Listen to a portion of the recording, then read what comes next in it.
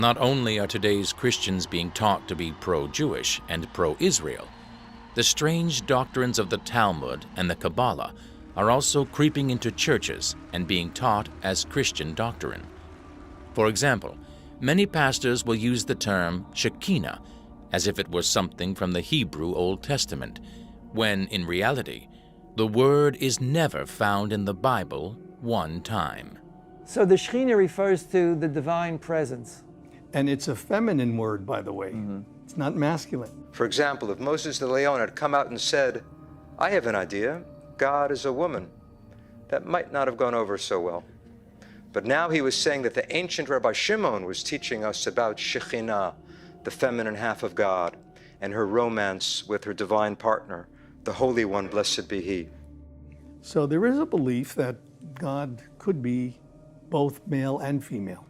The Shekhinah is the indwelling presence of God in the universe. It's what emanates from the being of God.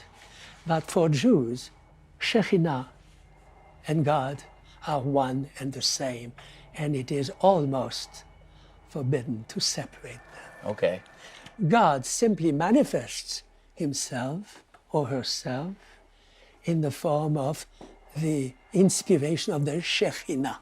Shekinah is something that's part of the Talmud, something that's part of Judaism, not Christianity. And yet, how many Baptist preachers have used that phrase, Shekinah glory, in church, and it's not even scriptural? Friends, we need to grasp this, that the Shekinah glory is in us. This presence that we talked about, this presence that came in this upper room to the disciples, this Shekinah glory, it's in us as believers. The Bible is clear from Genesis to Revelation that God is a he, not a she. And to teach that God is both a he and a she, you've got a different God. The Christian Bible teaches that man was made in the image of God. And in 1 Corinthians chapter 11, the Bible says that a man ought not to cover his head, for as much as he is the image and glory of God, but the woman is the glory of the man. So according to 1 Corinthians 11, man is not to cover his head because man is in the image of God, as opposed to woman. That's why even in Genesis 1:27 it says, "So God created man in his own image. In the image of God created he him, male and female created he them." They were created male and female, but he was created in the image of God. What does it mean to be in the image of God? To look like God. Because when Jesus walked on this earth, he was a man. And God the Father is masculine.